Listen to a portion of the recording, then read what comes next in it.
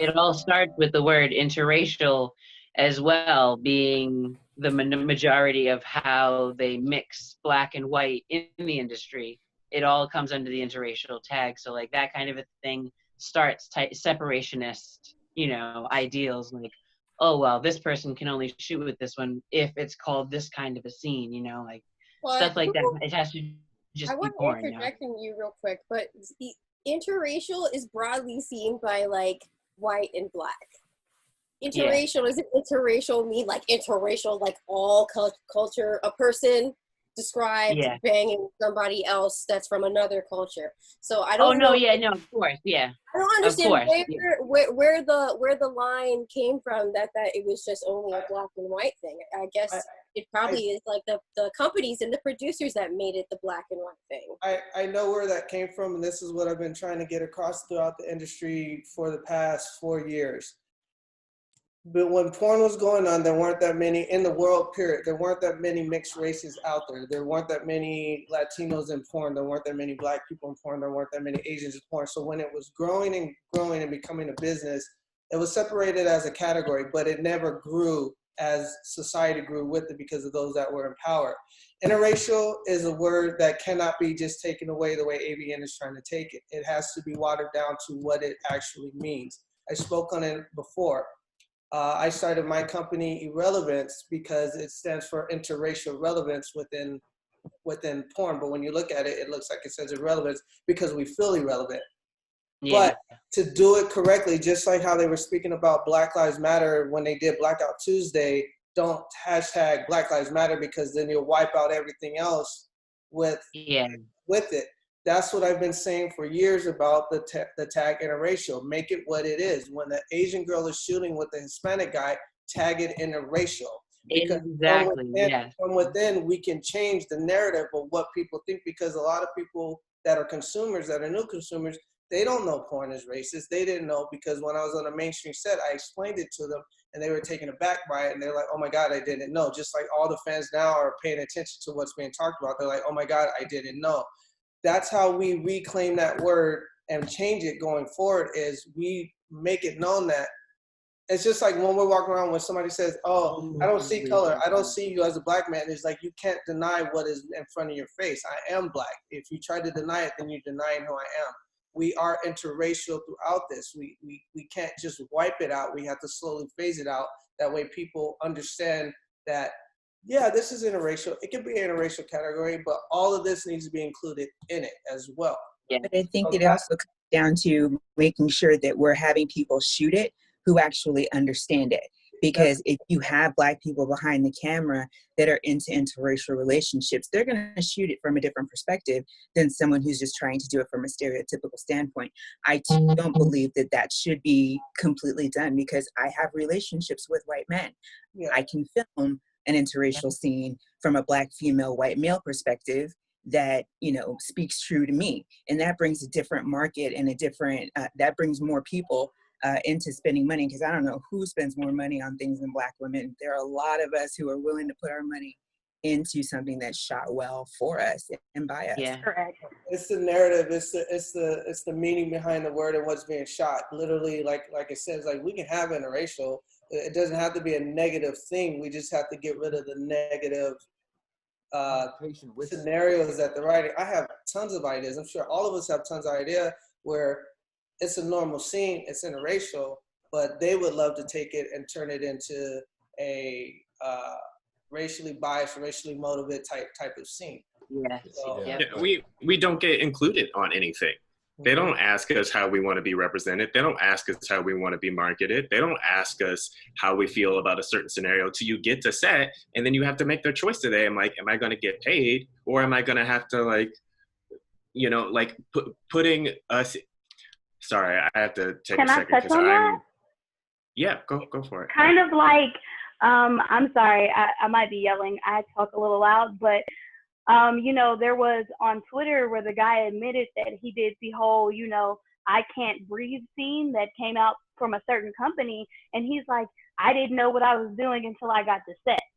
So now he's having to decide, do I make my money today, or do I say no because this is wrong and I might have needed the money I was hoping for? Yeah. I actually had a scene a few years ago, I think it was 2015, where I shot an interracial scene. It was me with a white male performer, and the whole day on set, there was no concept for the scene, there was no storyline, it was just a plain old boy-girl scene. And everything was fine the day of the scene, and then a week later the movie comes out and they titled it Black Lives Matter. Mm-hmm. Oh. I remember that. Black And Lives I remember that. Oh. They had I was not one- consulted Oh, about it at all. gosh. Then they made All one the time. called. Then they All made the one time. called Black Loads Matter. They Yeah. Black played off of- facials matter. I was in that one. That Yeah. was Well, it was really fucked And up. again, it was only going like back to 4 the years I Can't ago. Breathe one that was made in 14 or 15 that happened to resurface right after this whole incident. Oh no.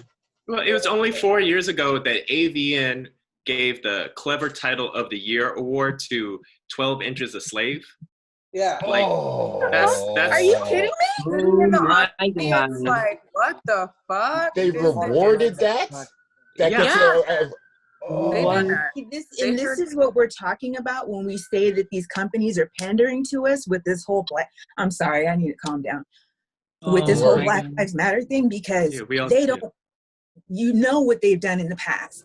And then you come out with a statement saying that you care about our lives when you've shown us that you don't care, and you still give people awards. You still. And that's exactly it. Don't You worry. don't Don't care. worry, You don't sis. try to come around, and now you're just saving face. And then once they're getting called on everything, especially on social media, the companies go quiet again. No, because Well, they know exactly Yeah, that they jump on independent the content trend. creating is the wave right now, and we do have the ability to show everybody, and they are going to be shut out.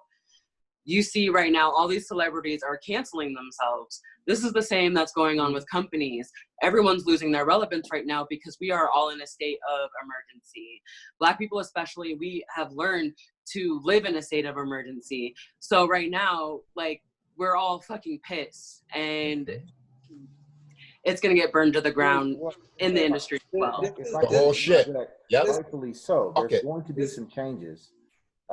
Speaking from an agent's perspective, and we've been able to use the COVID situation to our advantage. A lot of production companies are not going to survive. They're going to lose. They've lost so much over the last 3 months that there has to be a shift in order to get back into production. There has to be a shift in order to get the revenues back up. So, I mean, this is a perfect time to plan, strategize, talk about your grievances, talk about your issues collectively, to say this has to move.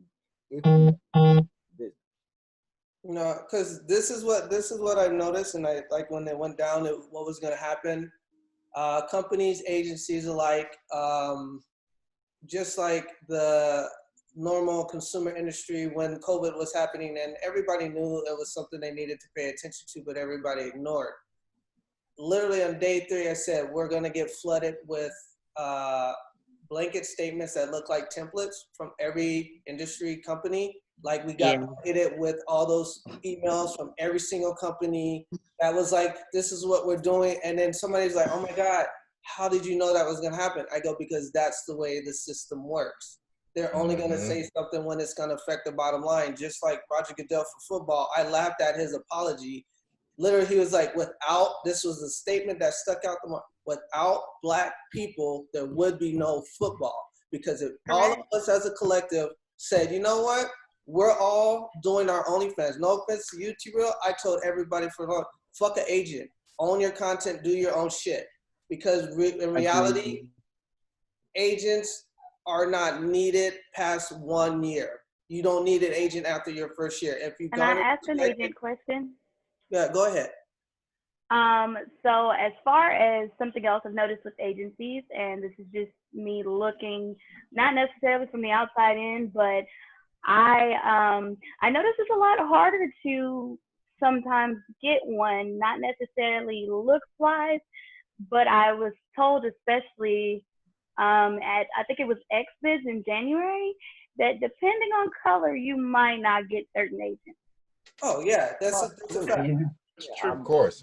I understand statements coming from me can become biased because I'm talent, but I'm also an agent. So there's a specific niche, so to speak, that agencies look for, because they're thinking about their bottom line. Now, I can say personally, I'm one of the few agents that's been able to survive off of mainstream, off of adult, off of webcamming, and secondary other ways of making money for my talent. So from my perspective, that's been my focus, to be a partner with my talent as opposed to look at them as beneath me and me just servicing them the way some agents. Is there a way for, sorry. I'm not going to get into a whole back and forth about which agents are good and which agents are bad or whatever. I'm going to say this: if you think you are in need of an agent, tell them specifically what you need and what you want. And if they aren't able to service that, then you need to either A, find somebody else, or try your best to service that on your own. Okay. How do you not get that? I know the majority of us don't get the opportunities. That was kind of my point, but okay, that makes sense. Can I say something on that?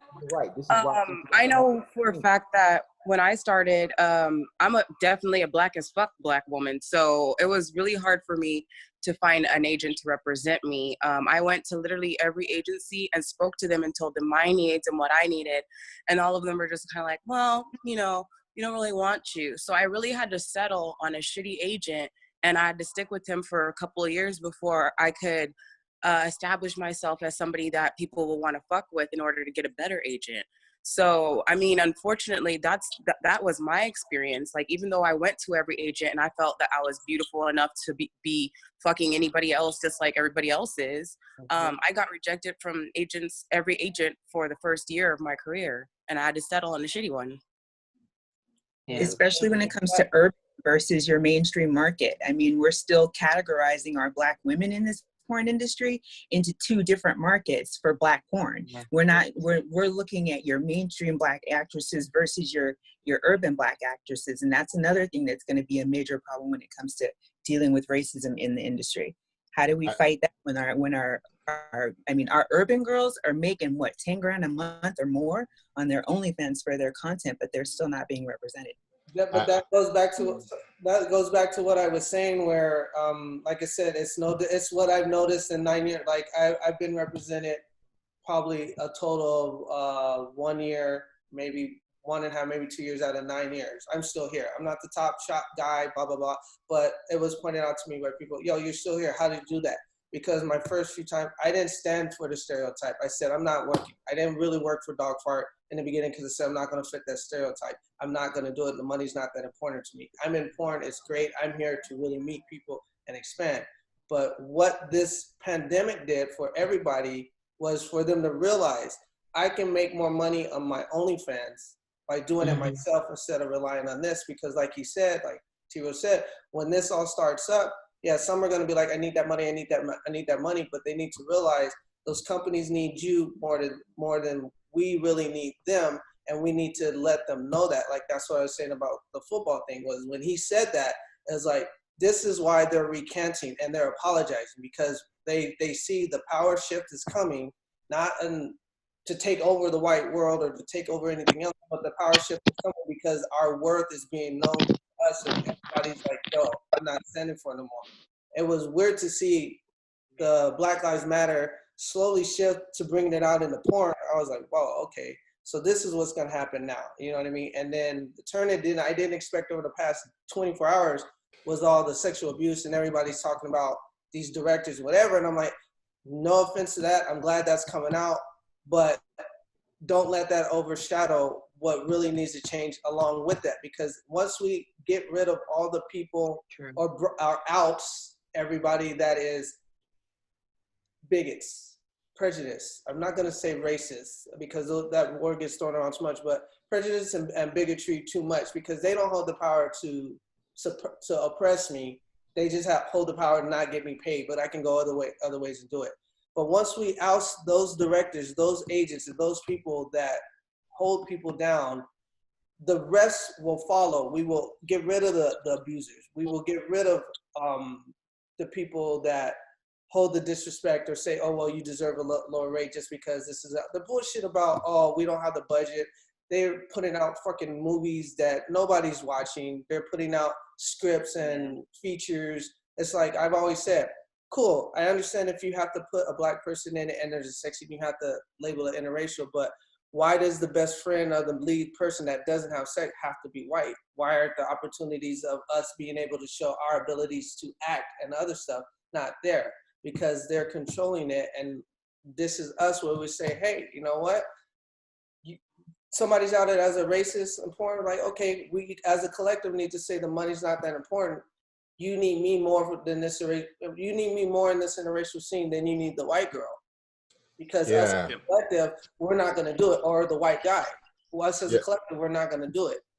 But everybody has to be on that page to say, I don't want that money that bad, because that's what stifles us from growing and being together. Someone's like, well, he ain't gonna do it. Well, we're gonna go get this other guy to do it for less. That's our biggest problem, really. Like there is every single year there's a new crop of 18-year-old girls and 21-year-old girls, people who are not aware, people who are not educated. So even if there's 1,000 of us, or like 99% of the black men that are in operation are saying, hey, we're not going to do these scenes anymore, there's always one, you know, house slave, like Benedict Arnold turncoat who's like, I'll take that scene, I'll take that money, I'll do the stereotype, I'll totally be a coon and like reinforce whole like 50-year-old sexual stereotypes that really shouldn't be put in porn, that are just pandering to bigots and racists, for sure. And so, I mean, it's a sad thing that there's always going to be one person doing it, and it's just getting to the point where we really have to demand our universal autonomy to be like, yo, I might like I am attracted to white women, European women, but I'm attracted to French, British, South Asian, Asian, black, like everything. Don't just stereotype me to only fucking white women. And like, don't stereotype me to only fucking white women in a dominant, aggressive way, and only reinforcing these things, not showing me liking to eat pussy, not showing me like her dominating me, all these other things that you don't want to reinforce these topics, and don't want to empower the woman, and just all these slavery-based ideals that we're still trying to break out of in 2020. It's ridiculous. I'm gonna keep you laughing, Anna. Okay, you've been in the industry as long as me, right? Right? Okay. Perfect. So what company was the first company? John John's been in the company longer than me. Was it a white company or another company that finally got you and John John to work together? As long as you were the first time you and John John worked together, I can tell you, it was a Japanese company. Oh, okay. Remember, you guys? John John was like, "Oh, hey, I never worked with Anna."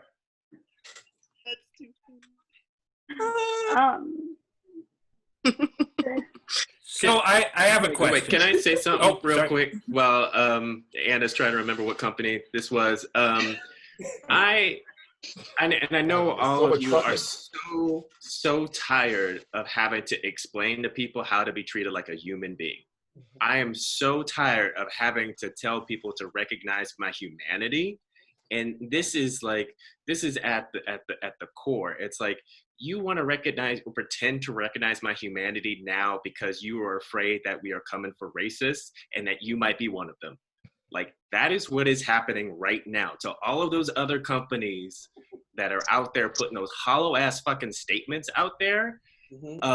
Because they and like, oh, we need to know how to do better. I'm like, you already did it. You already did it, and you have been doing it, and you have making us complicit because we need jobs. And you give us limited roles that we have to make this fucked up choice between like I had to have a conversation with my nephew about the images that he was receiving from watching porn, and like the fact that like, you know, my world didn't collide into his world, and like we had to have that conversation, which I know that's coming. But at that moment, I had to say like, hey, like some of these images that you're seeing, like of Black men having to be a certain way and act a certain way, that is like, you don't have to be that. If that happens to be like your path, and like we can talk about that as well, but you can be a whole lot of different things in your interaction with people, and you don't have to assume that every woman just wants a BBC. They just don't know it yet, and have to put yourself in a situation where you are possibly being coercive or assaulting someone because of, and it, like, we're in this fucked up situation because it's called capitalism.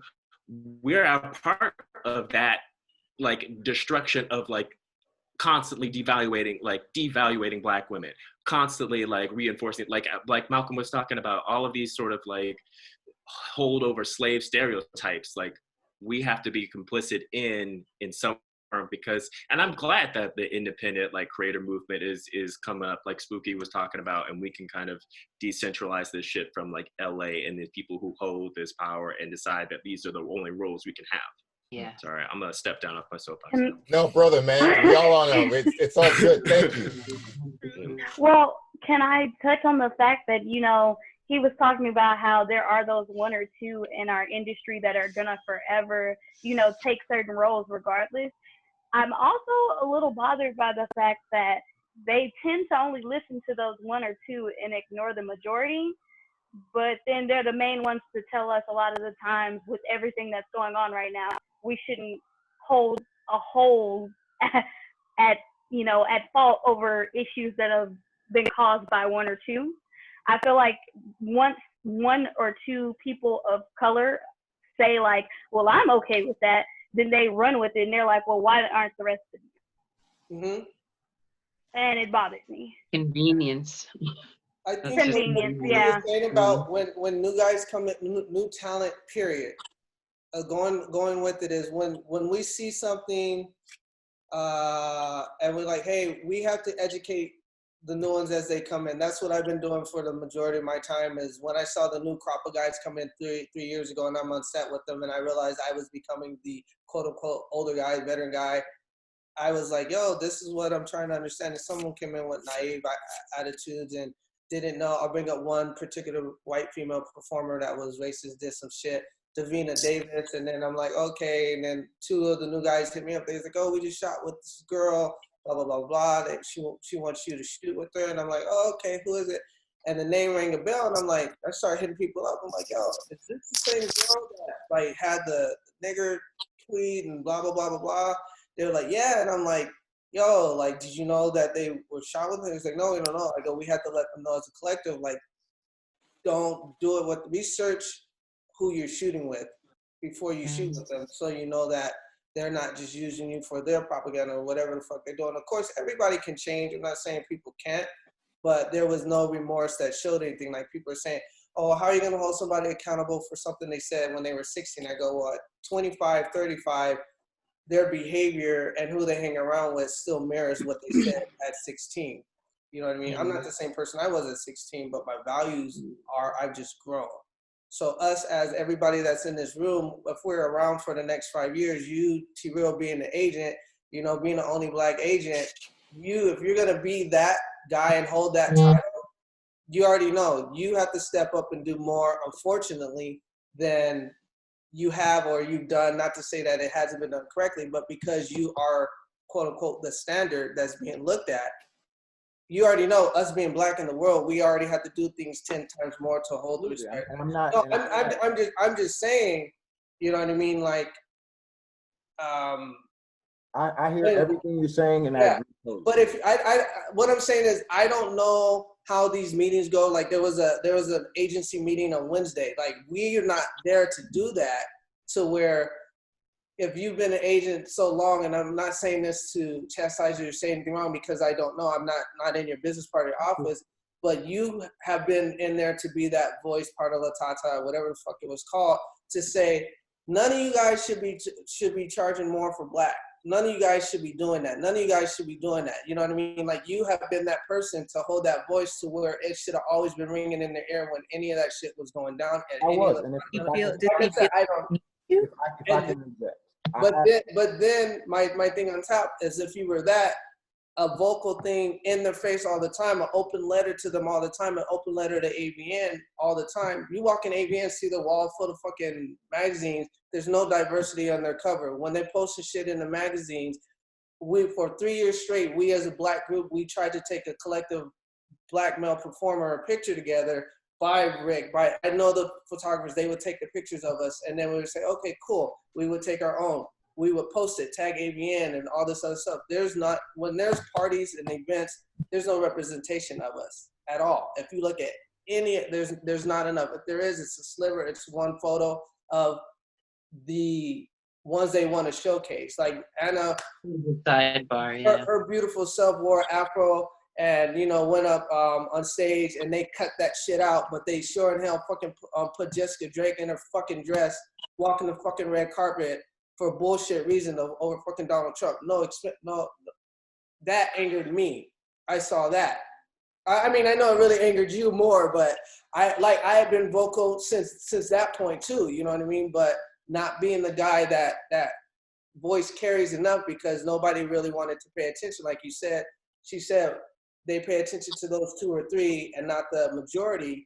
That it was just like, okay, so how can I do this? How can I? Okay, let me make something that's gonna get people thinking. People that see my car talk to me more about what it means, and it's a conversation starter. So I just hope this conversation doesn't die out 3 months later. I know it won't with us, but like we said, with these companies and everybody surrounding it, that it doesn't just die out, that we keep this same energy and make sure that they never fall back. Because in comparison, I know I'm rambling. I won't talk about slavery. Civil Rights Act was passed to pacify us. They gave us the Civil Rights Act 6 days later just to calm the storm. Why would we need ACLU if we were honestly really given our rights? Years later, Rodney King happened. 30 years later, we have what's going on now. People acclimated and got used to the no straw law quicker than they ever got close to accepting equal rights. You know what I mean? Like, we wanted civil rights. Nothing against the LGBT community. They wanted equal rights. The comedian was talking about it. It was like, we just wanted the same rights, and they pacified us with the Oklahoma City bombing. There were supposed to be reparations and scholarships given. They give us a little to make it seem like they're doing something, but we need to keep holding them accountable a month, every month, every month, every month, every month. We're going to hold you to your word. We're not going to like, oh, okay, well, it's going to come. I can't believe it's 4 years later since the AVN article about black male porn stars. I didn't really see anything, or did they do one about black female porn stars that really? No one's ready to give up any position of power. No one's ready to give up anything, like anything. So, you know, like, that's why they give us these little things to pacify us. But, you know, like, there's a huge debt to be paid. There's a huge debt to be paid. You know, power needs to be redistributed. Wealth needs to be redistributed. Like, when we go to these companies, like, they need to give up their power. They need to employ people. They need to give away their money. They need to make sure that we're taken care of. Like, this isn't just some, you know, like, inclusivity. Like, they need to give up something for us. Like, they gave us the bare minimum for AVN awards this year. I was told this year that there were more people of color on the ballot. They were very much more open. However, of course, a lot of those people didn't win awards, but it was just their kind of, hey, you're there. And what I mean by that is somehow I made it on there. Some of you don't know me. I'm fairly new. I'm past a year. And for me to be on there, I'm like, oh, okay, I don't think I did this, but I attended some events. So I'm like, but then you go to the award show, and I'm pretty sure, again, in X bids in January, I was told who was going to win my award. And then when she won it, I was just like, yeah, this is actually, this was accurate. Like, they could tell me who was going to get what. So they basically just did it to say, hey, we're giving you guys something. See, you're on this platform for however long. Yeah. Absolutely, like, just tokens and crumbs. And none of this is really, I just want to quickly say, none of, like, it just parallels Hollywood and Oscars so white. There's literally not an industry that white people can say, or that in Western civilization, that isn't rife with white majority domination economically, the power positions, the ownership. And they're like, oh, we're giving you chances. And all they do is give Oprah one. There's enough to be one Oprah and one Diddy and one, like, you know, there's barely any real power players in these industries. And T, it's so good to see you. I'm up here in Toronto, and I just wanted to say, like, people are like, oh, I've been doing porn for 8 years in Toronto as Malcolm Lovejoy. I've been doing porn for 8 years in Toronto, and I've won 2 awards already, and I was nominated for 4 awards. It's like, I've been doing quite well. And people have constantly said, why don't you move to California? Why don't you move to Miami? And I'm like, as a black, like, look at my fucking skin. I'm not stupid. If I move to California, like, I'm a medium sized, it's so nice to meet you, but like me living in Toronto, I'm a small to medium sized fish in a small to medium sized pond. If I were to move to California as a black man that wants to like concentrate, not even just a regular black man with a big dick and just wants to do regular porn, but I want to focus on romance, and I want to focus on eating pussy, and I'm very feminist, and I want to put sexuality that's women can dominate me. I'm cool with that. I'm cool with trans scenes, and I want to do that, and I want to try to do that in California as a black man. I doubt it. I think that my chances of living and operating on that or slim to none. So this is why I stay in Toronto. But the problem, we have to figure out a way to start. What they're missing are numbers, and it seems to like want to be the cause of rife and strife within our communities. The numbers are the ones that speak. The numbers are the ones that tell them how much money they're making and how things are popular. So we have to start figuring out where those numbers are coming from. There are certain titles that can only be distributed for counting when it comes to featured in.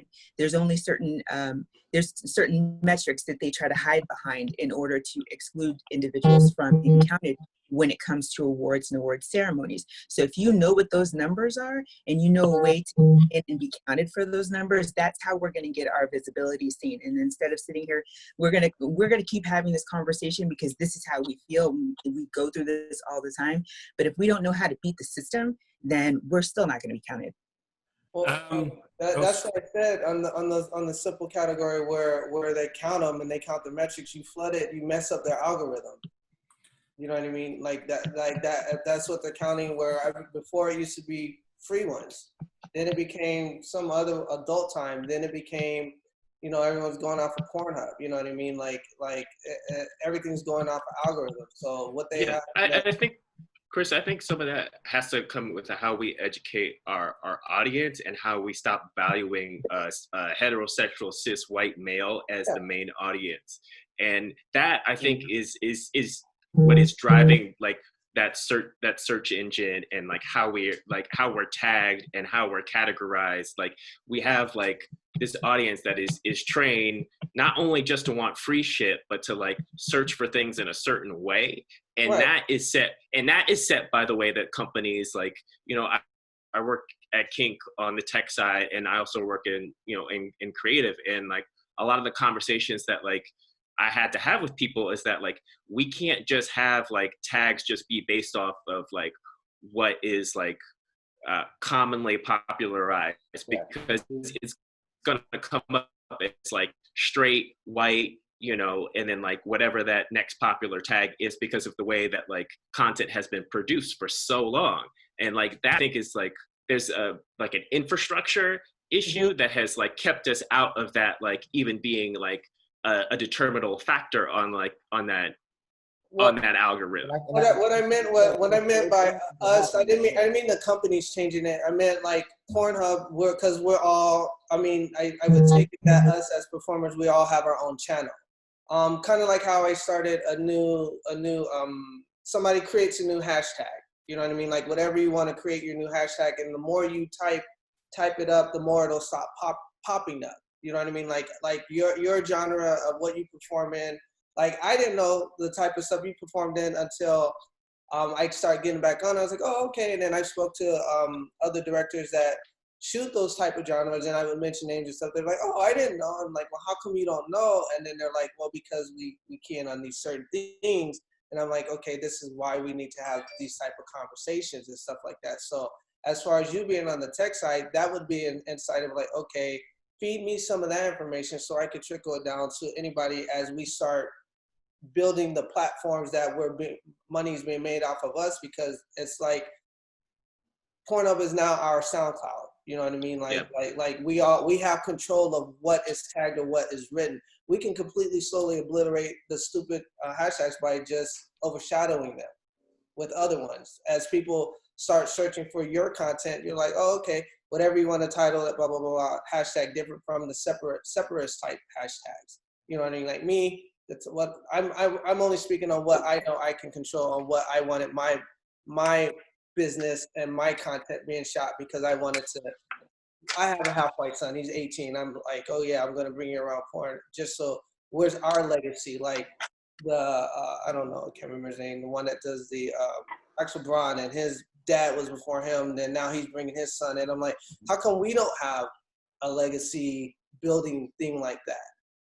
Yeah. And that's where my insight came not from. like related legacy. Why don't we have legacy of performers No, that have come before us? You know, like where are the Black female performers from Caden Cross's era that are now being producers or directors as well? That's what I'm saying. Where are the male performers besides just Lexington Steele? Because once his ass got sick, like there's no Black male directors other than LT, who flies in occasionally and also has a penchant for liking the lighter skinned girls. Let's be real. I mean, that's kind of like, we're limited in all of our ways, but do we have people that are interested in like leveling up? We are very limited because a lot of the next area beyond performance. You know, a lot of men would rather keep their proximity to whiteness than they would even just staying true to us.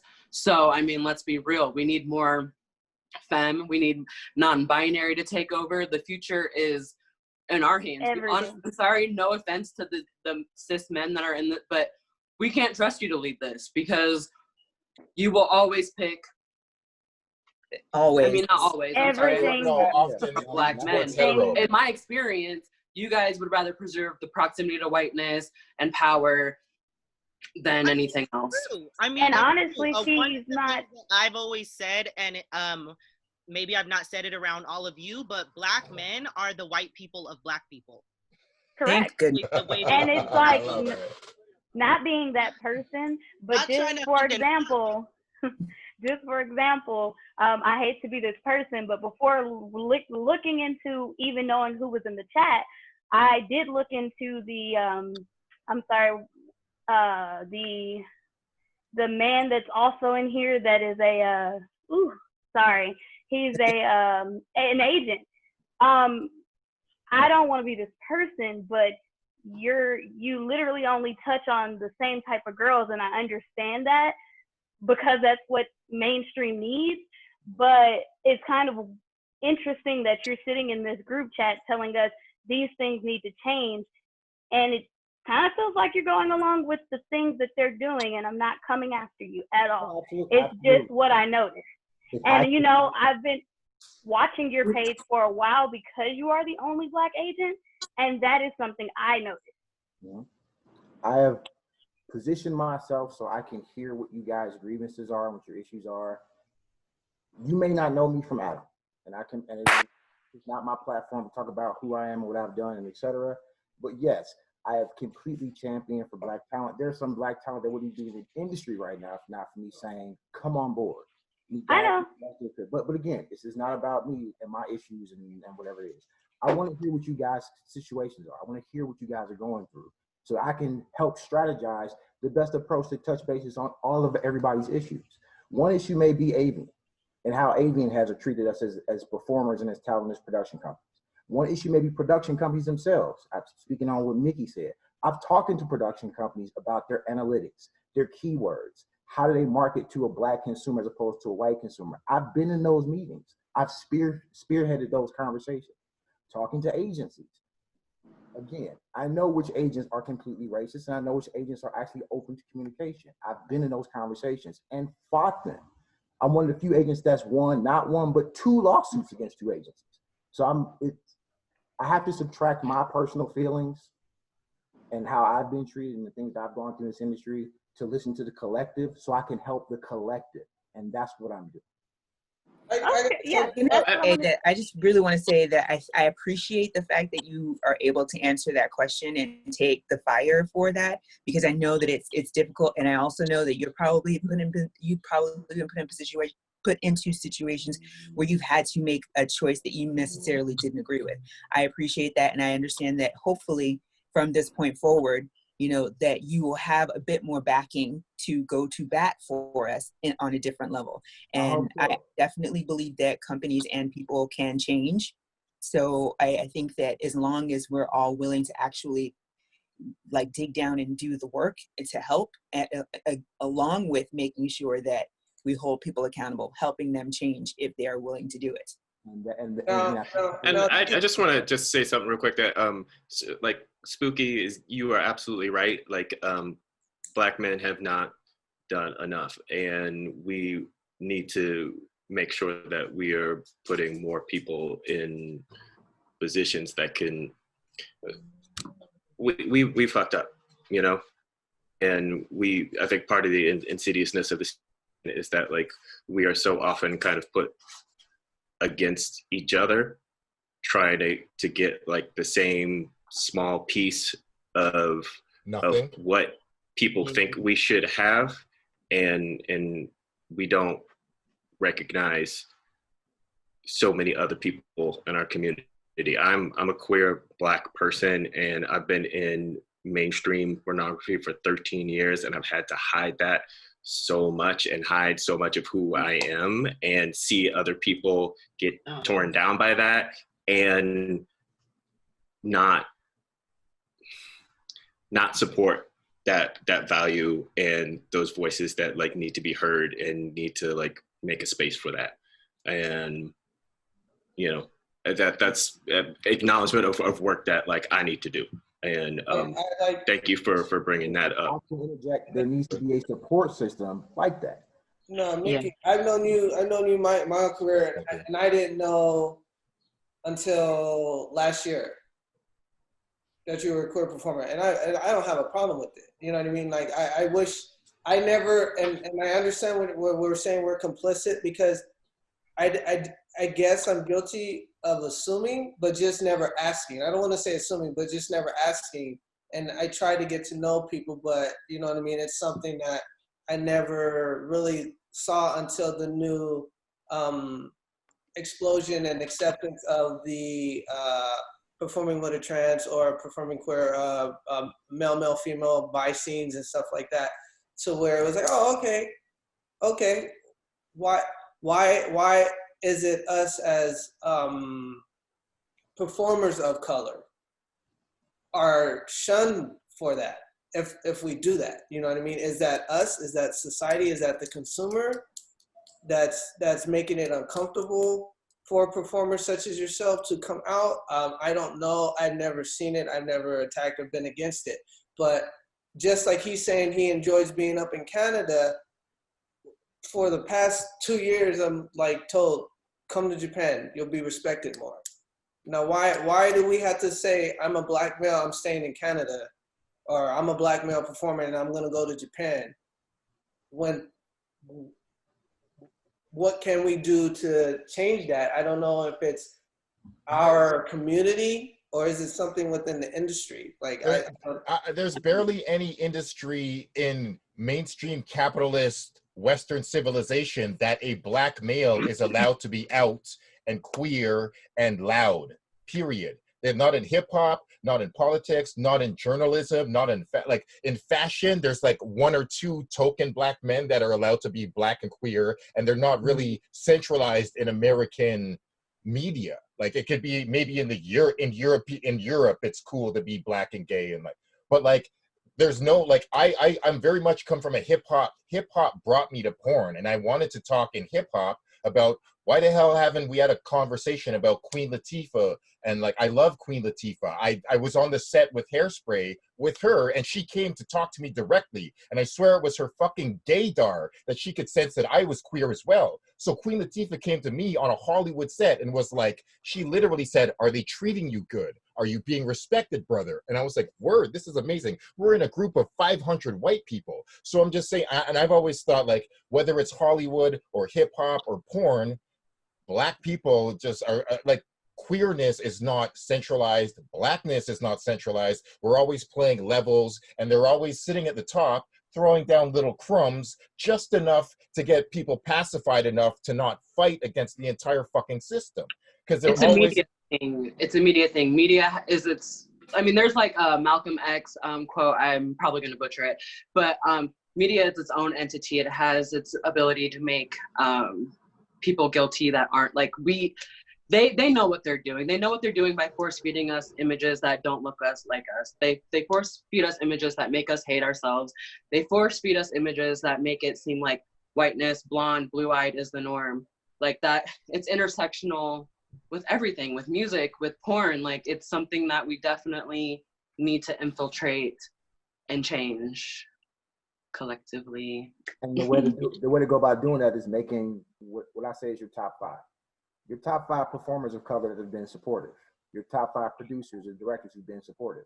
Put the word out there. Speak to each other and give tangible, real information about why this person is actually supportive of you and what they've done for you specifically. The brother who's in Canada, yeah, you get a lot of information about come to LA, come to LA, come to LA, because that's where the majority of the business is. But if you're able to speak to somebody in your peer group and say, well, what is your goal? How do you want to build your brand? These are the people you should work with. These are the talent. These are the cameras you should be using. Sharing tangible, real information and not gossip and bullshit is so much better and powerful than throwing up a fight over and over and over again.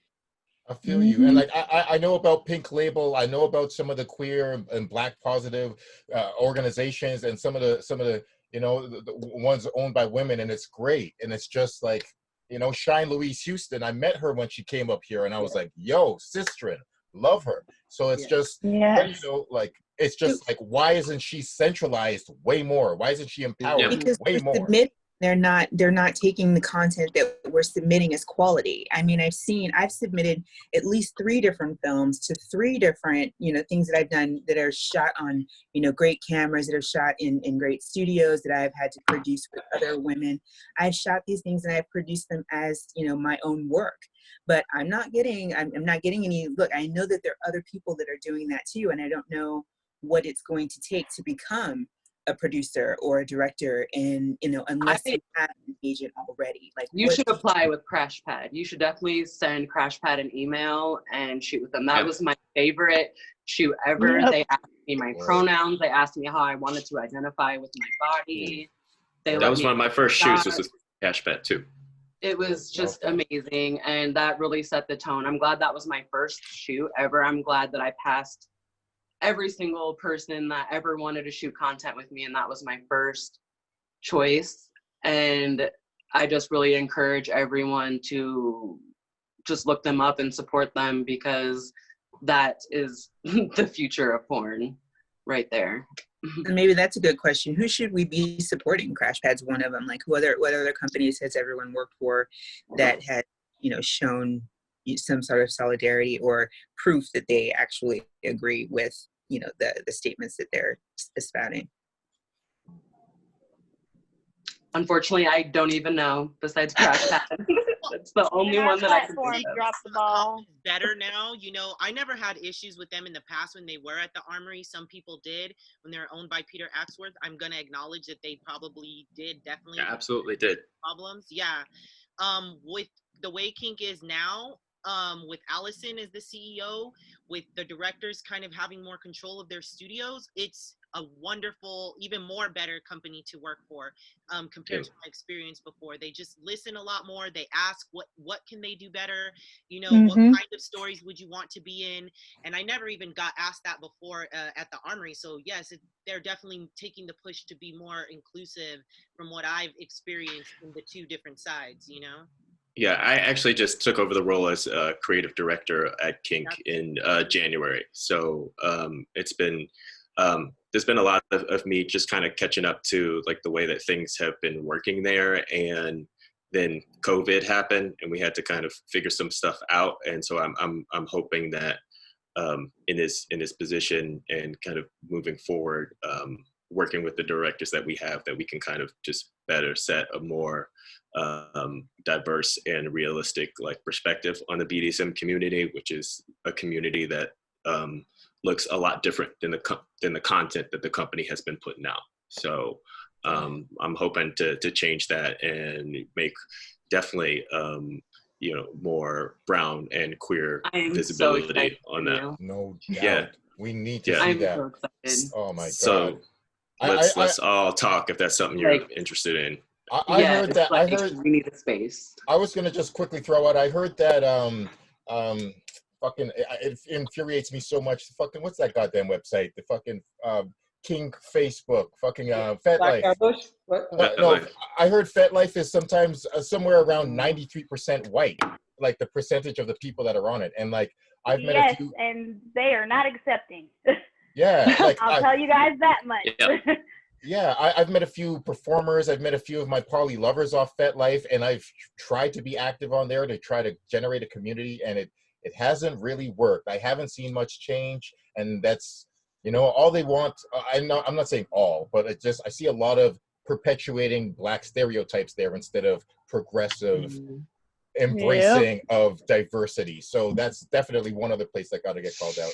But I just wanted to throw out if there's anybody that has anything on their hearts that's burning that they haven't said yet. Okay. Maybe not. Hit one more topic. I feel like if we don't talk about this, Leroy's gonna ask this anyway. So with all this going on, you know, I'm gonna just drop their name. Miniviz decided they're gonna take out the term race play, even though apparently they sent out this 2 years ago or 2 or 3 years ago saying they're going to do it. Regardless, it started even more arguments between talents on how they feel about it. What is you guys' take on that subject? I pulled my content off of there. I pulled my content off of there fast as hell. And they're really, really, really trying to save face. I've already gotten 3 emails from them asking me what they can do to basically get my content back on there. Ooh. But what pisses me off the most is when you see the trends of what is searched, you see that people are searching for things that are fucking diverse, like BBW, Ebony, all these other fucking things that highlight the fucking great diversity that is in the porn industry. But and yet, their top 10 are not diverse. Yeah, they don't promote us. When you go to the number 4 was race play. You know, and it's like, you got to support the fucking Black content creators that take pictures on their phones. You can't just support the ones who can fucking hire photographers. You got to support us all. You got to support us fat ones. You got to support us disabled ones. Ask their when you ask their platform about it, especially like in person, they'll tell you that it's their algorithm and it's not set to show certain things. That, trust me, I've already picked their brains about it and talked to somebody who works there. And it happens to be a Black male, and he's like, you know, that's just our algorithm. You know, they do this thing where they're like, if you email us, we can try to push you to the top. And I'm like, it shouldn't take an email. It should take, hey, I've gotten this many pings. Let's boost her up of some type, not just, oh, these top people stay at the top, and these top 5 searches that are not inclusive stay at the top. Or these people have networked enough over the years to know who to email in order to get pushed to the top of that list. Yeah, because I just got that email in January, and I was already to my year at that point. I was like, oh, good to know, you know? Yo, I just want to throw out, Godfrey said something once, Godfrey the comedian, and I think it applies to everything. He said, for me being in comedy or me watching Hollywood over the years, I have one presiding fact that just deals with all white people. White people's superpower is exclusion. Exclusion, period. It doesn't matter, like, you can have the most beautiful woman, the most magnificent, voluptuous, whatever, and it's just like, well, let's focus on this mediocre white woman instead of this magnificent Black woman, just to perpetuate the hierarchy. And that's all it has been, period. I think there's superpower theft. Yeah. Oh, theft is, you know, we don't want to talk about giving back is what's been stolen, but just industrially, as far as the pageantry of what they show us and showing like what the award shows and all the things like, oh, industries are equal, things are fair, but when it's not fair if you exclude all these other people for arbitrary reasons that are just never ever clarified. I do have a question. Lotus might be familiar with it. On the monetary side, you know, one subject we haven't talked about is the pay differential scale in porn. Yes. To cut it short, a dick is a dick. We've already known that. But dispel the rumor. There's white guys with bigger dicks than me. I'm not afraid to say it. That girls don't ask for additional rate. Daddy D, I love you. Hold on. So you have something to say? Go ahead. Anna, go ahead. Say it. Mute. Oh, okay, mute. Okay. So I literally just recently had a talk with a major company that shoots a bunch of black guys and forgets about the black girls. And they said the reason why they don't black girls enough is because all we ever do is quote, quote, move the needle. How are we going to ever do more than move the needle if we have to fight for the one black movie or the one scene in a white movie that they only pick one black girl? You know, like how they say we don't sell that much, but they don't even shoot us that much. So their audience isn't being. I've seen I myself promoted on these platforms, and all of their comments are negative, like nigger, bitch, no, all of this shit, and they let it slide. But yet they care about how many followers the white girls have and all this shit. How are we ever going to do more if they won't even include us in things to be better? I have a question about that. Technical side, Mickey. Because I know a company I work with, they run their thing. When comments like that are out there, just like Twitter, just like anything else, they can take those down. Yeah. But I wouldn't imagine that there is a company out there that does not have the power to take it down. If that is, they say that they can't do it technically, they have far more, they couldn't even be on the internet. If you can't like manage that, like that is some bullshit. That is some straight up bullshit. I've been a software engineer and I know that if you can take shit down. Right, and I would almost think that excuse is being used as a way to keep the comments up so they can be like, see? Yeah. Look at the bad comments we get. Look at the negative. Because it's blame shifting. Because then they're not responsible for it. They're like, oh, our members don't want this. Yeah, that's what I'm saying. I had heard once that it came down to how the director or producer is portraying the people, the actor or actress in the scene. And it isn't really so much as this person can't sell as are you portraying them correctly to get them to sell as much as possible. Amen. Yeah. So my other thing about the money issue is they're going to try to throw some bullshit. Oh, well, we're going to do away with IRA. I swear to God, they're going to do a backdoor. They're going to pay these girls this to where there's one simple way of doing it.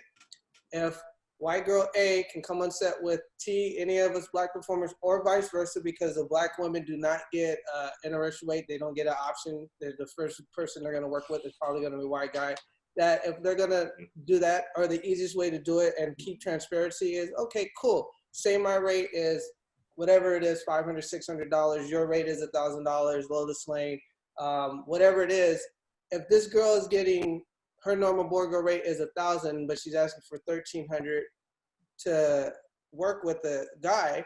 Okay, cool. She's asking for 30% more. Everybody should get 30% more. If I can interject, because there's a big discrepancy. There's a lot of rumors and things about kind of how this came about. So I'll start from my perspective, the last 15 years in the business to where things are now. There was a time, again, this is just a history lesson for those who don't know.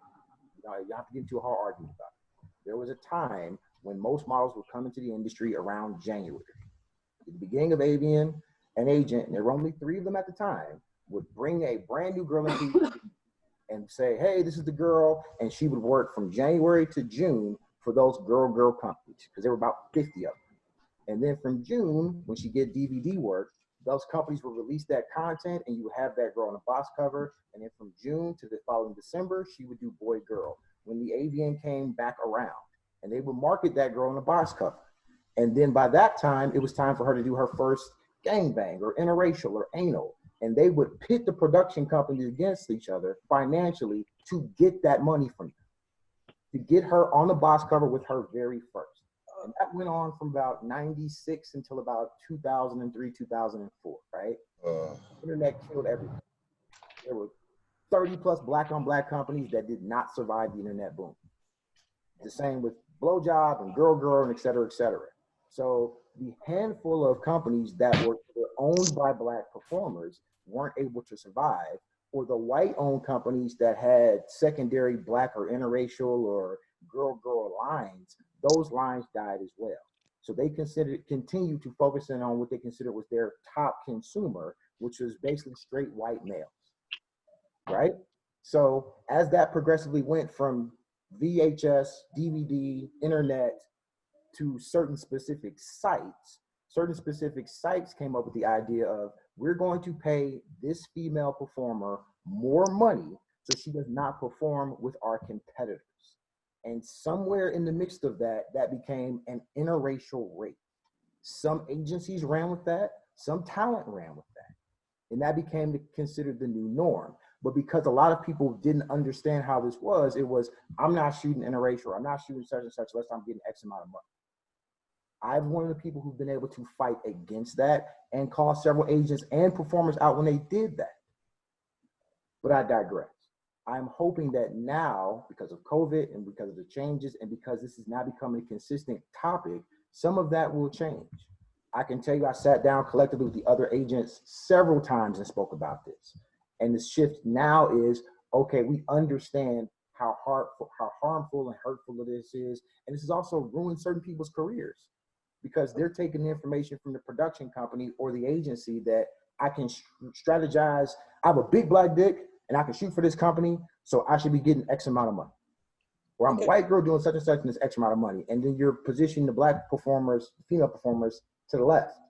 Or you're not giving certain people certain looks. It's not right. It's not fair. And I can tell you, it is going. I get all that. I hear it. Like I hear what you're saying, and I know that it's been strategized against us. But now we should be able to have the leverage to do that. I know that each performer should be able to leverage a certain rate based on their experience and what they have to offer. Like I get that. So everybody should be able to do that across the board.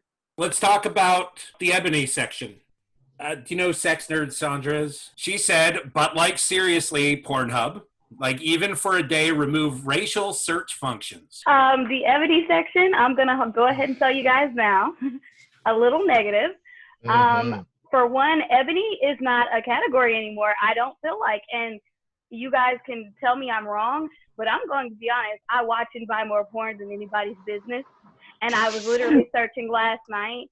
And I was on Pornhub, I was on Xvideos before deciding I was just going to bite the dust and go subscribe to my favorite person again because I know she has what I like.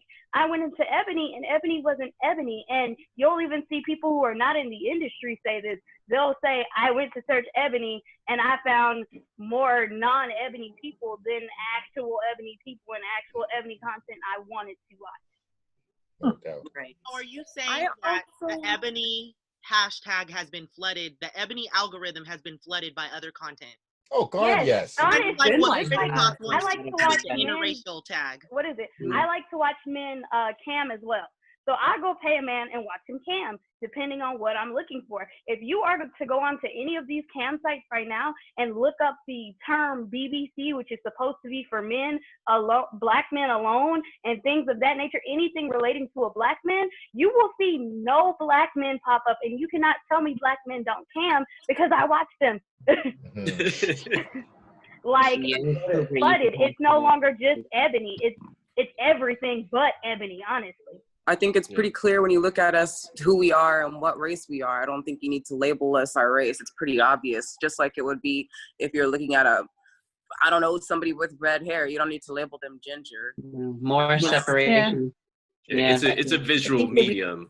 And like they do that all the time on the titles. It's like chocolate poles and vanilla holes. Like you go, and I've joked about this with Lotus and Daisy, and every time we've been on set, it's like they're gonna call this movie Blackity Black Black Black and White Girl 14. You know, it would be really great for actual search algorithms and results to have those terms removed because it would show what we're actually searching for. It would show what people are actually buying and things like that. If we remove those terms, it would do better. Like their search algorithms would be better, especially Pornhub. They have a stats feature with their site, so they're able to. I mean, I'm able to see right now, black is the top 5 search things for both male and female across the board, gay, straight, or whatever. It's one of the top 5, and it's there all the time. So you mix black with anything else in any of those categories, it's going to be searched.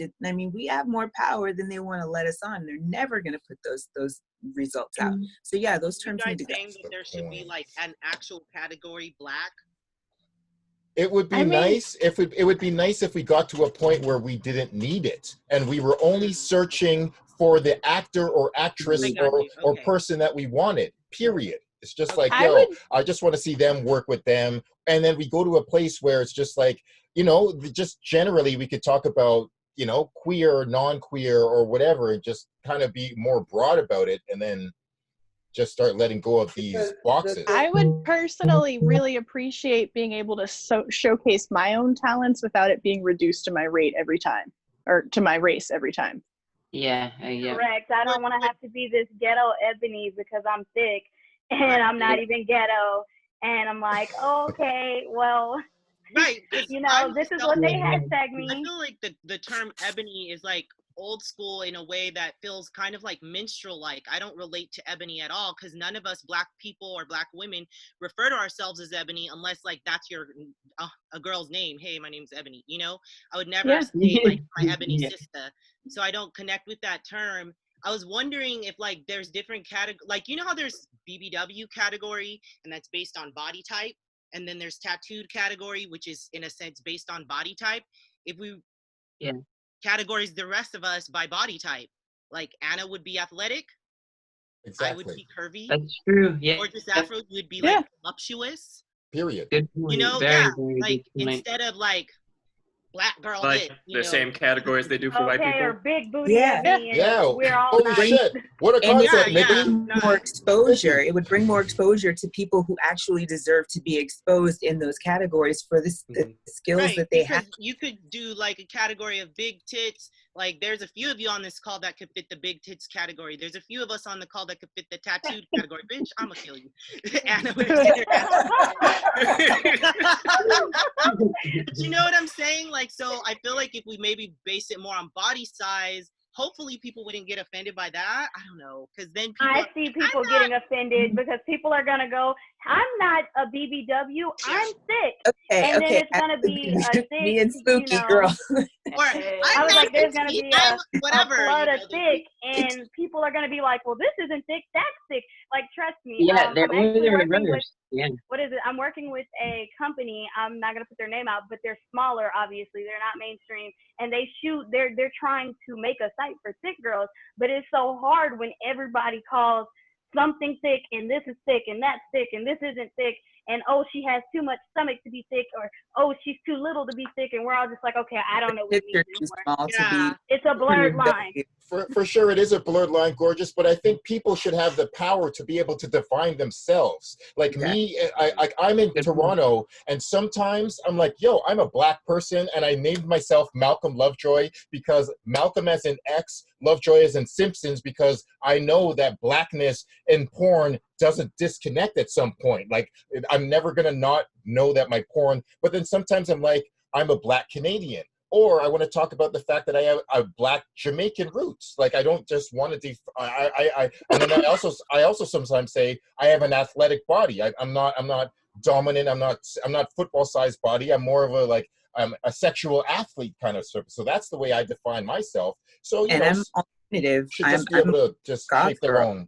There's really no, and I get what you're saying. There's really no space for a lot of us there too. They're not your stereotypical, black woman when it comes to porn. I mean, Spooky and I are both alternative. We're like goth girls. We don't beat to the same drum that most do. So we're still going to be, we want to be able to showcase that when it comes along to being in the alt categories and those tattoo categories that don't, represent us as well. We need to be able to be shown in those. I Still a think there's blurred something line here where they don't. I don't know if you guys noticed this, but like I told you, not that far in the industry, but what I've constantly been told is things like, oh, you're too thick for mainstream, but you're also kind of still small. You can't necessarily be thick. You're not exaggerated enough. Let me tell you, I was told I'm not exaggerated enough. I didn't even know what that meant at first.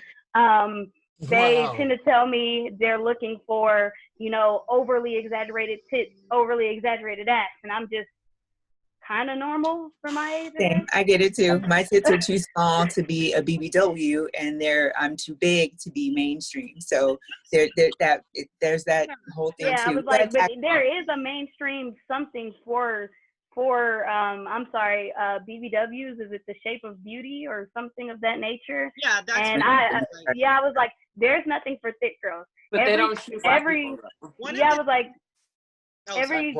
That Sorry. part. It's like every site I see, they do shoot black women. Like Anna. I've seen Anna in person. I've seen Lotus in person. I've actually met these people. I don't think you guys remember. But it's just like I see them and I'm like, geez, you know, I would want to be that. But I'm too sick and I'm not going to lose this weight.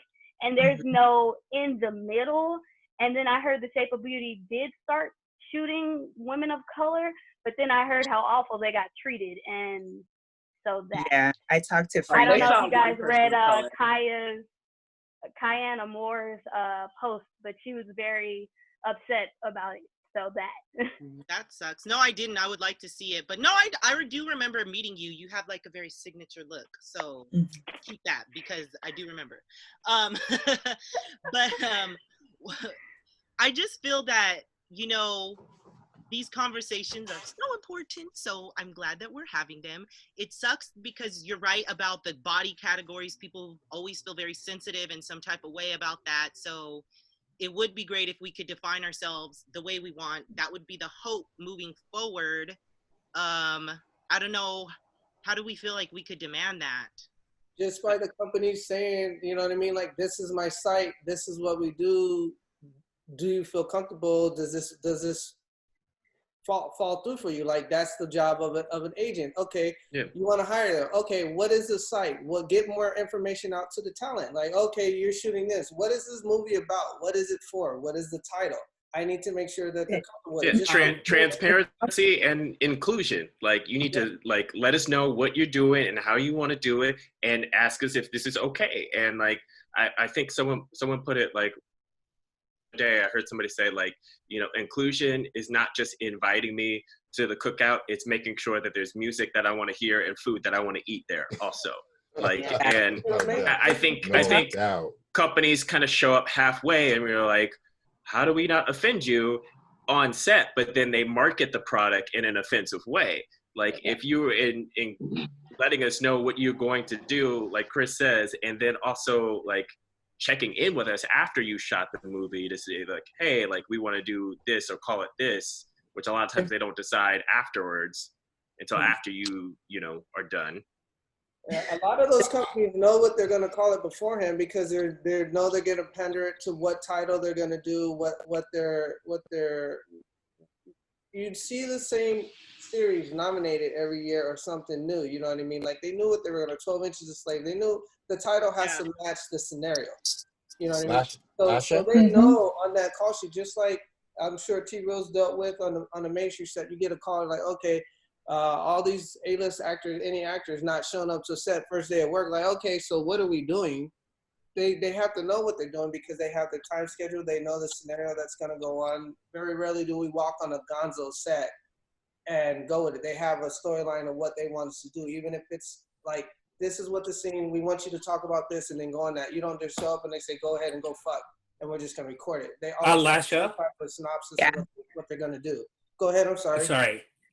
I was saying, I spoke with a casting director for one of the big sites that's been under fire for their casting, and one of them was for a BBW series that was really good, and it didn't last for very long. And he told me was that when they were looking for talent, that they went straight to the agents.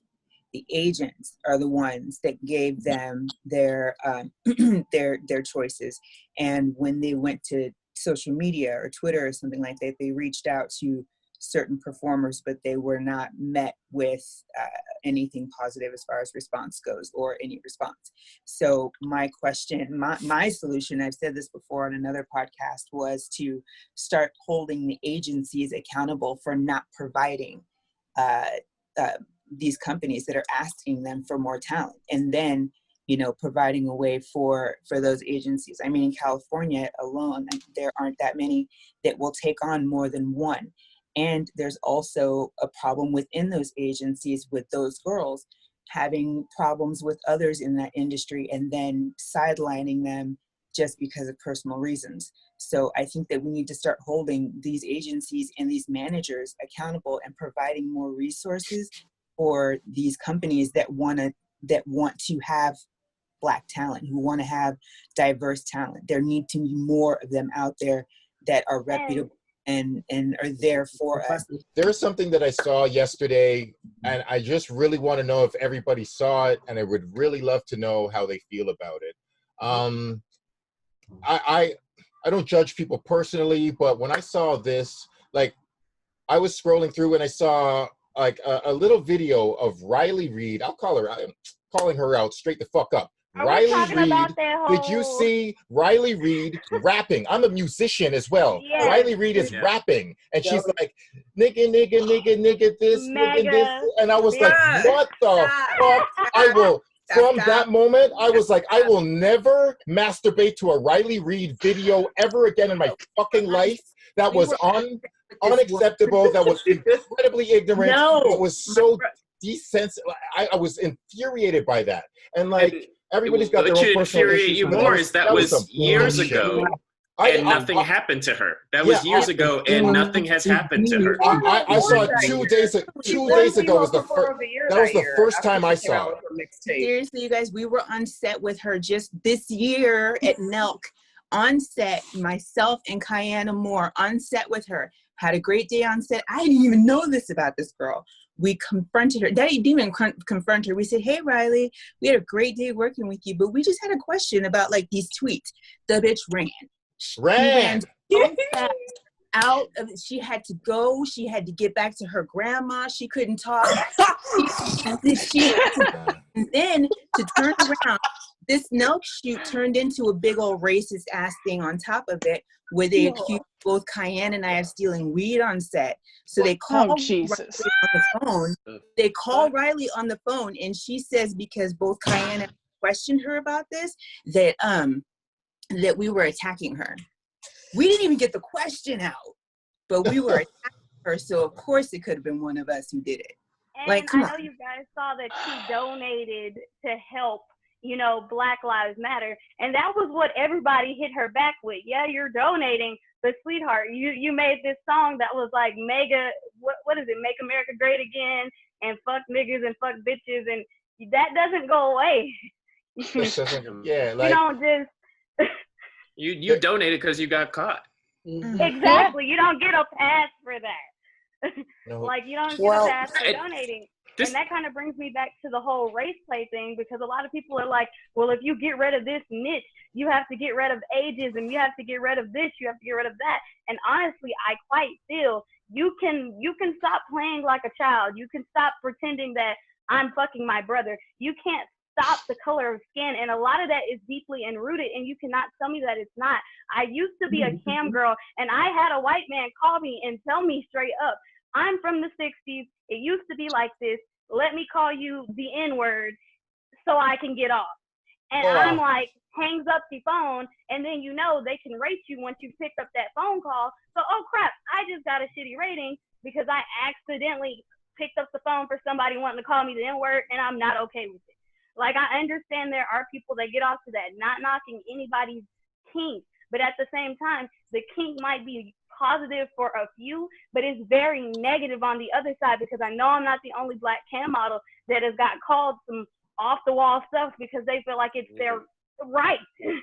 Yes. Yeah. I've had other performers come at me with some racist shit on set, just totally out of left fucking field.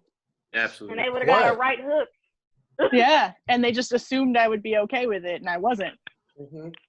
Absolutely. I think there's I wish that we had a platform other than Twitter to talk about these things, because there are often, like with Riley and like a lot of other performers who do similar shit, there becomes this thing about like, oh, well, they have a fan base that will support them when they feel like their like white fragile feelings are being attacked and they're being ganged up. And it's not being ganged up on you if it's something that you did. Yeah, that's holding you accountable. And then it becomes about like, don't gang up on Riley, don't gang up on this. And then their huge fan base takes over and hijacks the conversation about any sort of accountability. And we can't, like, just like all the sexual assault shit that we've been seeing since day one in this industry, like, we can't resolve that on Twitter. I just wanted to say one thing, mostly to in regards to what Malcolm had said about everyone saying, "Oh, come to LA," right? So that is what I initially had been directed to do by various random agents years ago. I don't know if anybody really knows who I am or what happened. When I got into the industry, I was under the guise of, under the direction of somebody who was really kind of a piece of shit. And they were working with some of the big companies in the industry, and they were allowed to parade girls around unknowing what was going on. Several guys asking if I would perform oral on them so they could see my skills. Right there when I was meeting agents, like things like that. So when I shot a couple of scenes, and then I got to a point where they made me do a scene that I was very uncomfortable with. They didn't make me, but they put me into a position where it was like, well, you're already there. You've driven 5 hours from your home. You're alone. Like, what are you gonna do? When I shot that scene and I went home, I realized, wow, like, is this the industry that I had been like praising, like been dying to get into since I was younger? Like, this is the type of pieces of shit who like put out all this beautiful, magnificent porn. So I kind of stepped away from it for a bit, and when I came back and saw that it was now into the independent creator thing, where people are making their own movies and getting together, and talents were able to, like, if Anna wanted to work with somebody else, also, you know, up in the higher, you know, porn leagues, like, that it would be okay if they wanted to do content together. Like, that was not something that was originally, you know, proposed when I had got in like the early 2010s. So to see where it's gotten now, honestly, an agent, like, unless you're trying to shoot for Bang Bros and Brazzers and like those kind of companies, like, I would definitely try to push yourself as much as possible. Try to shoot as much as you can on your own. Make them see your name. Make them want to shoot you on your own. Because I promise you, no one has your best interest at heart. Everyone wants money. And if you want your own money and you want to make it your own way, then you have to do it yourself. Because no one else is going to be able to interpret your desires for you that way. And I just wanted to make sure that that was said, because the agent shit is really glorified, and like, it seems really amazing to have someone bat for you. But I have not really seen much proof of them batting for anyone in the correct way. So, yeah, you know, until I can add to that. Thanks, I've been in the industry for 8+ years, and I've had several agents, and I've never had an agent that's actually helped me at all. Yeah. And the time that I've spent independently, I have been able to grow my career exponentially more. Yes. I've been able to grow my career exponentially more than any agent has been able to help me. And all I had to do was figure out who I wanted to work for, find them, and contact them directly. And it's not just about contacting the companies, but you have to find the directors. Yes. And make yourself known to them. And it's really that simple. Like, Aphro, I know who you are just from the internet. Just like I watch porn too. I know who you are. Like, you're not. I don't understand why she's not shooting right now. I don't get why she's not shooting Brazzer, shit right now. It's I was told I needed an agent to get to Brazzers or Bang Bros. I have been, you know, doing, I don't know, like I told you guys, I'm only in for a year, but I co-own, but I have over 30 scenes already that have basically been like, you know, things that I've come up with. And it's like, as much as I want to shoot for those companies, I keep hearing, oh, you have to look this certain way. Oh, you have to have an agent. Oh, you have this. And I'm just like, I don't even know where to get an agent. Half these agency companies have not responded to me. All I want to do is work for Bang Bros or Brothers once or twice, and then go back to doing what I do. And I know that sounds awful, but that's how I want to go about it. And I've contacted Bang Bros. I don't know how to contact Brazzers. I've had no luck, and I hear like the whole, you know, go after their producers. I'm never in the midst, and I live in Vegas. Only very often do I get the opportunity to be around mainstream people without them looking at me like, oh, there's that black girl. What can the industry do, fans do, anybody do to make it a better situation for black performers? No more agents. Let us be seen. Let us as a whole be seen, not just black penises, but Black women of all shades and sizes and color and POC. Let's just say that, not even just Black people. Yeah, no. As a general. I would like to see a lot of the industry abusers that we've been tolerating, whether they be cameramen, whether they be PAs, whether they be directors that are award-winning directors or whatnot for award-winning studios. I would like for us to stop tolerating those people and replace them with people of color that are competent, ready, and willing and wanting to yes. help. Yeah. Because Fuck we yes. exist, we just keep getting pushed out because those opportunities come way too late in our careers. Amen. So I don't know, I could go on, but like basically I want all of those motherfuckers that everybody's calling out right now on Twitter fucking gone, and I want them to offer their positions to a lot of the people like us in the room that care, that have a voice, that have a passion, that have creativity, that have ideas that are never going to see the light of day unless we come up with $15,000 ourselves to just do it ourselves, you know? True. I want people to hand over their resources. I want people to hand over their platform. I want people to use their platform to uplift us.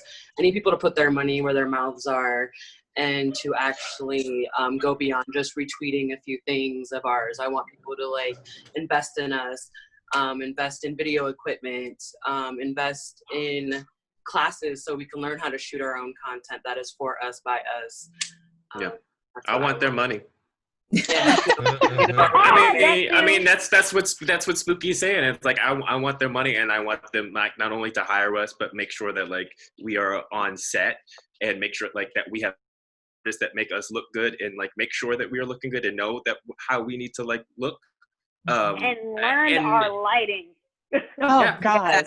I could ask Hart about that the other day. Like he's doing a workshop for us on this very topic of the things that we need in order to create an online business and to create a studio. And one of the things that he was talking about was lighting. So I brought that to his attention. He's definitely because I'm tired of looking orange and I'm not. Yeah, so lighting is a big thing. One of the things I was gonna say, I was really looking for a company that will allow us to pitch creative ideas without anonymously, so that they're not choosing based on any sort of bias, that they're choosing directly the talent that's coming in and the quality of the idea. I would like to say, I mean, I'm very loving. I bless you all. You're all fucking incredible revolutionary soldiers. I definitely want to say sex workers and people in porn and sexuality are some of the most justice-filled, brilliant, beautiful, creative people I've ever met and I know are existing in the world today. And I'm in Toronto and I don't have the fucking oppressive, very serious situations that you have in America, but it's not nice here. I still deal with ignorance and bullshit, and I'm still not respected or valued on the level that I deserve to be. But that being said, I would like everybody, fucking white people, definitely, especially white porn listeners and watchers, but everybody, to first listen to something you've never heard before, learn something you've never learned before, like something you've never liked before, and then maybe love something you've never loved before. Like, I don't give a fuck how much porn you've watched. I got into this because every single day I find a new piece of beauty, a new person. And I don't only watch blonde hair, blue-eyed girls, but yeah, I fucking love trans and queer and all kinds of stuff. There's infinite discovery. So these motherfuckers never have any chance to say, oh, there's not enough space, there's not enough time, we just can't do this for these black people. Get the fuck out of here. It's been an excuse every time. And like, there's always space for us. This is fucking, we're creating fantasies out of nothing. We can do anything in the world we want. And we've reached the point, way past the point of no return. There's no space or time for any more excuses. They either share it with us or it's over. Thank you. I couldn't agree more. I mean, I want people to listen. I want people to be able to be open to new ideas and changes, me included. You know, people who have issues with me can always reach out to me directly and talk to me and say, this is what I have and this is what I would like you to do specifically.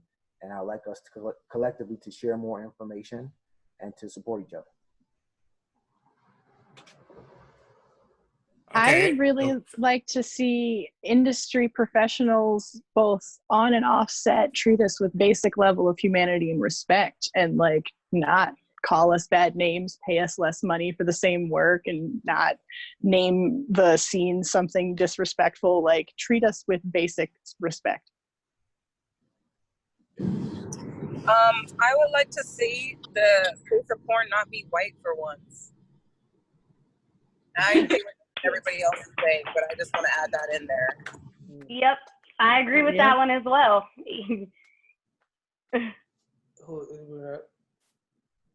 Is it me? Oh, okay. I was waiting. I was making sure everyone said something. Ali, you're being a gentleman. That's good. Yeah, Ali, do you have anything you want to say?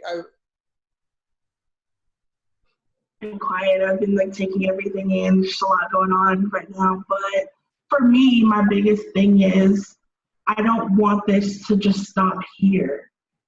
I don't want this to be a conversation that we're having right now because of everything that's going on in this moment. This has been going on for years. I don't want this to just be a trend that passes. After a couple of months, we all go back to our normal lives and things start to settle down, the smoke starts to clear, and then we stop having these fucking conversations. I want us to keep having these conversations and not just having the conversation, but putting it into action. I want you to put your money where your mouth is. I want to see action. I want to see you do something instead of just saying, oh, and just creating a post or retweeting and saying, oh, your Black Lives Matter and having your token Black friend because, oh, I want to show I'm not racist. I want to see what you're saying on social media. I want you to live it out in your fucking life and not just for this moment and not just in this situation that we're in right now because it has to end. It has to stop. And we have so many beautiful Black people and so many talented Black people that aren't seen, that aren't recognized, that aren't put on the front pages of fucking websites, but they're taking our money and they're getting money from us. And I'm tired of seeing it. And this is why I've been quiet, because I get so worked up about it, because it hurts. Because at the end of the day, once this is all done, and once you go back home, and once everything, all the riots start to die down, I'm still fucking Black. I'm fat, and I'm Black, and I have to live with these fucking injustices every single day, just like the rest of us here. And it doesn't end for us. It's still a constant battle. And I don't want it to just end here. I don't want it to just be a one-time conversation and roundtables that we have, but I want it to continue. And I wanted us to continue to stick together and work together to make this work, because at the end of the day, that's all we have. All we have is what we are, our talents, our gifts, and we have to allow ourselves and force these people to allow us to share those things. Because right now we're not being given that opportunity. Right now we're not given that voice, and it takes someone dying unjustly for us to have a voice and to have a platform like this. So that's all I'm going to say. I love you. Naps for you. Love you. It's okay to cry. Yo, cry. It's Yo, okay to we're cry. allowed to be Trust me. as sad and mad as possible. Let it all out. Now, what I want resonates with everybody is what I said. Like, I don't hold grudges. I like to see progress. Everything I've ever said was for a solution. As a collective, as we see those that can be our allies, we have those uncomfortable conversations daily, weekly, so they become the norm. So if there is a problem, or we see it, or if we hear, like I heard the shit about the banana shit when I got back from Japan or whatever the fuck, and I'm like, I said something at ABN about it, and they're like, oh, dude, shut up, don't say nothing about it. I'm like, why? Like, are you guys terrified of this? And then I was like, I was sitting there upset. When she got on stage, I could see Scarlett. I can see her body language of having to be forced to be up there with the person that she felt disrespected her. And I was furious because I was like, she couldn't voice her hurt, her grief, and then she was made to be around the person that hurt her. On TV, in front of all her peers. That was where I left ABN, and I was like, I'm cutting back who I'm shooting with even more. I don't care if it's only 2 companies, 3 companies that respect me as a performer, not a black performer, but as a performer. I want to see us as a collective, when we see something and we hear that, we raise the roof on that. Don't let it be silenced, because if we can't support each other as persons of color in the industry, Asian, Hispanic, whatever, that is where that power from those that are in control, maintain it. Because we unwillingly, unknowingly, or accidentally help them perpetuate it because we don't speak up.